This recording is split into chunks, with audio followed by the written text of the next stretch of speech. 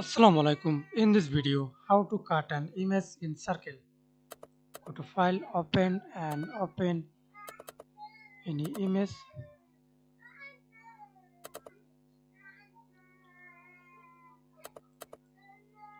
Okay, then right click, use mark elliptical marquee tool. Hold Shift, click and drag on your mouse.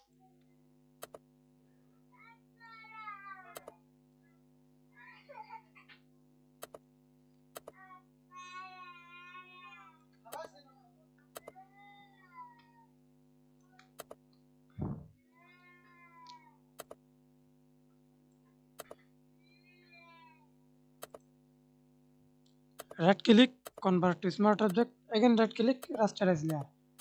You can use this image for shape this circle. Go to file of save as. You can use PNG format. Okay, and you can use for another. Click and move it. Resize, press Ctrl.